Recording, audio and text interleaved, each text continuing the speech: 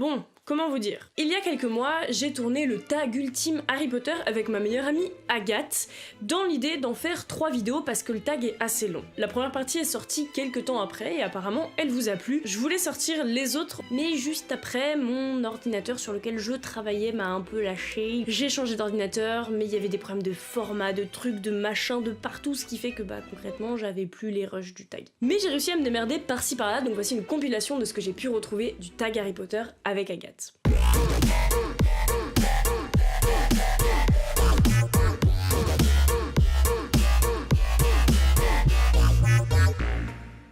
Alors, relique de la mort ou Horcrux? Relique de la mort. Parce que Horcrux, ça implique de tuer des gens déjà. J'ai pas spécialement envie de tuer des gens, hein. Et puis relique de la mort, t'as la baguette du sureau. Puis les Horcrux ça sert à rien en fait. Enfin, à part d'être entre guillemets immortel, mais tu prends la pierre philosophale, c'est pareil. C'est vrai. Mais je veux dire, les reliques de la mort, t'as pareil que les Horcrux, mais en plus t'as la baguette de sureau et la cape d'invisibilité. Ouais, c'est vrai. Ministère de la magie ou Makusa? Makusa, donc c'est en gros le ministère de la magie aux États-Unis. Moi je dirais ministère de la magie en Angleterre parce que j'ai lu sur Pottermore pas mal de trucs en fait. Comment ça a été fondé aux États-Unis, en gros c'était un peu la merde donc forcément ça pouvait pas très bien se passer. C'est super intéressant ce qu'il y a sur Pottermore là-dessus sur le Makusa. Mais en plus de ça, une des premières lois fondamentales c'est que ça a été tellement la merde qu'ils ont en gros interdit aux sorciers et aux non-mages, aux moldus, de se marier ensemble et donc rien que pour ça, je préfère l'Angleterre. Ah bah ça, il meurt. Hein. Voilà. Surtout en plus, ils ont le droit aux créatures fantastiques. C'est vrai, il y a des règles comme ça. Elles se comprennent les règles strictes au Makusa, mais... Enfin, ils ont l'air un peu plus coincés aux États-Unis. Ton professeur favori?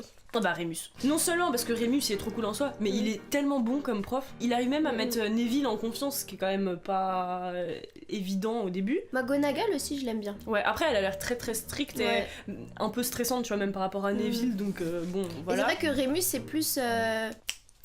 Je cherche le mot... Alors c'est plus récréatif, divertissant, c'est cool, etc. Ouais. Bon, c'est pratique aussi ceux de McGonagall, mais c'est plus par exemple, tu vois, avec... Ouais, un peu comme le sport en fait. Ouais, genre c'est plus concret. C'est vrai, c'est ça. Après c'est le cours qui veut ça aussi, c'est la matière qui l'enseigne. La matière elle est beaucoup trop cool de toute façon. Donc, Mais c'est vrai que ça a été le meilleur prof de défense contre les forces du mal. Ridiculous. Un aspect des livres que tu voudrais changer? Un aspect des livres que je voudrais changer? Bon, j'avoue, elle est pas claire non plus, je la trouve pas très claire. Si, est-ce qu'il y a quelque chose qui te gêne dans les livres que tu souhaiterais améliorer? Changer, quelque chose qui te dérange un peu?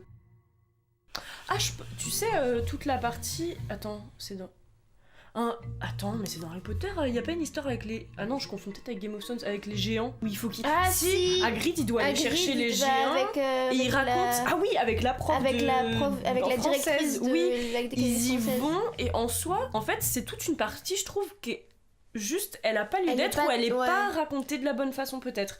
Bah en fait, ça a été trop développé pour les conséquences que ça... Parce qu'en fait, il a juste ramené son frère, quoi. Ça rajoute en fait plus à l'univers Harry Potter qu'à l'histoire en elle-même, tu vois. C'est ça. Ce qui donc est pas inintéressant, mais en fait, c'est le genre de truc, tu vois, qu'elle devrait mettre dans Pottermore, du coup, maintenant, plutôt que dans ses livres. Enfin, c'est trop tard, mais voilà. Mais après, je voudrais pas spécialement changer, mais je pense qu'à ça pour cette question. Comment t'écris? Si tu... Avec 2 M. Oui, bah, je sais pas écrire, ça va. Si tu ne pouvais ramener qu'un personnage à la vie, qui ce serait? Fred. Oh, c'est... Parce que... Bon, Sirius il meurt la façon quand même la plus conne du monde, genre hahaha, je vais te tuer, et là, bim. C'est ça, et bim, il meurt, tu vois. Mais Fred, il a son jumeau en fait. Donc, pour moi, c'est Fred qui meurt, c'est pas George? Non, je crois que c'est Fred qui meurt. Je crois que c'est... Putain, je me souviens plus, non, c'est Fred qui meurt. Oui, c'est Fred qui meurt. Je suis allée vérifier. Quand même. Parce qu'en fait, il perd un jumeau et en plus il avait sa boutique et tout et pour moi c'est ça le plus triste, il était jeune, bon tu mérites pas quand t'es vieux de mourir plus que les autres, mais pour moi c'est celui que je ramènerais le plus à la vie parce qu'il a son jumeau notamment, tu vois. Moi ça aurait été Fred ou Rémus parce que je pense que son fils, après on sait pas trop comment il va évoluer et tout par rapport au fait qu'il soit à moitié loup-garou. Je pense que son père aurait pu vachement l'aider par rapport à ça et tout. Mais en même temps, Rémus il meurt avec Tonks, donc bon bah ils meurent ensemble au moins, tu vois. Donc voilà. Combattre Bellatrix Lestrange ou Molly Weasley? Bellatrix parce que je peux pas battre Molly. C'est ça, Molly, elle est trop mignonne. Molly elle est déjà beaucoup trop forte. J'aime trop. Et en plus de ça, on l'aime trop, elle fait trop peur. Alors que Bellatrix, en plus de ça, c'est satisfaisant, tu vois.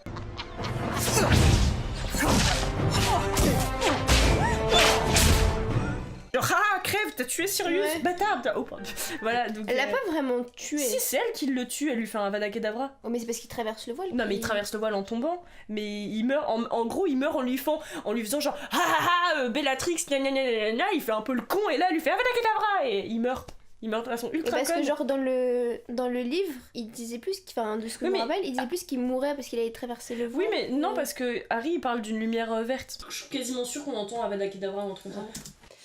Alors non, je suis allée vérifier et j'avais tort. En fait, c'est Agathe qui avait raison a priori, puisque Sirius meurt bien en traversant le voile et il ne se reçoit pas d'Avada Kedavra dans la tête comme je le croyais, puisque en fait c'est pas une lumière verte qui se prend, mais bien une lumière rouge. Je vous lis l'extrait quand même pour qu'on se rende bien compte de pourquoi je me suis trompée. Harry vu Sirius esquiver le jet de lumière rouge de Bellatrix. Il lui riait au nez. « Vas-y, tu peux faire mieux que ça !» Il cria, sa voix se réverbérant dans la pièce caverneuse. Le second jet de lumière le frappa directement au torse. Donc il se prend bien un jet de couleur a priori rouge, et même s'il y a plein de sorts qui ont cette couleur, Stupéfixe en est un, et c'est un des sorts quand même pas mal utilisés dans les batailles. Et dans tous les cas, que ça soit Stupéfixe ou pas, bah c'est pas Avada Kedavra qu'elle lance Bellatrix, puisque ce n'est pas une lumière verte. En fait, je pense que si j'avais gardé en mémoire que Sirius se faisait tuer par Bellatrix directement par un Avada Kedavra, c'est parce que peut-être que dans ma tête c'était plus tragique et tout simplement aussi plus réaliste. Peut-être que je suis du genre à vraiment imaginer Bellatrix capable de tuer son cousin avec un Avada Kedavra. Je trouve ça marrant du coup cette façon dont moi en fait j'ai déformé mes souvenirs pour un peu croire ma vision à moi de la mort de Sirius. Et puis Stupéfixe ou Avada Kedavra, j'ai quand même retenu une des choses les plus importantes et les plus tragiques à propos de la mort de Sirius, c'est qu'il se moque de Bellatrix et elle le tue au milieu de sa moquerie. En final, ça résume assez bien le personnage de Sirius dans son ensemble, je trouve, et de façon, du coup, je le redis, assez tragique. Mais du coup, pour moi, il meurt de façon ultra conne. Et c'était quoi la question déjà? Ah oui, Bellatrix.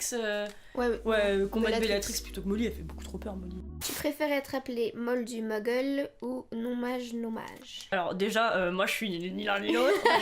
Si seulement. Je préfère non-mage en fait, parce que je trouve que Muggle ou Moldu, il y a un côté vachement péjoratif.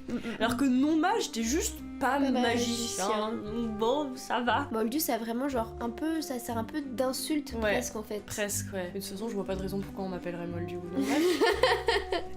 Quel est ton patronus d'après ton cœur? Toi, quel est le patronus que tu voudrais? Un chat. Genre un chat à poils longs, un peu gros, tu vois. Ah ouais, d'accord. Genre un beau félin, genre pas le petit chat comme ça, mais genre un chat. D'accord. Entre le chat et le tigre. Moi, le loup. C'est pas très original, je sais, mais pour moi, mon patronus, c'est un loup, tu vois. Enfin, comme si on était dans la croisée des mondes, ce serait mon daimon, bah mon patronus, pour moi, c'est un loup, mais genre, c'est évident, tu vois. Quel est ton patronus d'après Pottermore? Alors moi, pour la petite histoire, je l'ai fait 2 fois, en fait, le test, parce que la première fois, j'avais oublié mon compte, et en fait, le patronus, c'est quasiment impossible de tomber sur le même à chaque fois. La première fois, j'étais tombée sur un cheetah, donc c'est genre c'est les guépards. C'est les guépards ou je sais pas quoi, ou jaguars qui sont aux États-Unis là, un truc comme ça.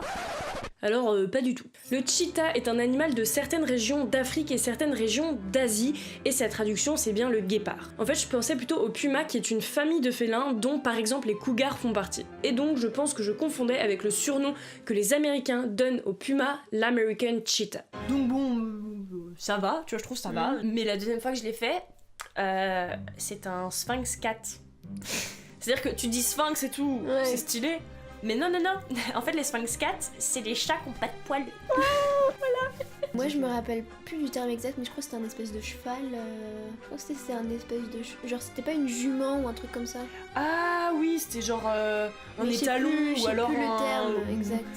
Ou pas un étalon, enfin le terme de cheval, je crois, quand ils sont castrés, un truc comme ça, là, c'était pas ça? Ouais, je sais plus. Ou genre c'était une sorte de cheval quoi. La dernière, la der des der, puisqu'on a tout fait là.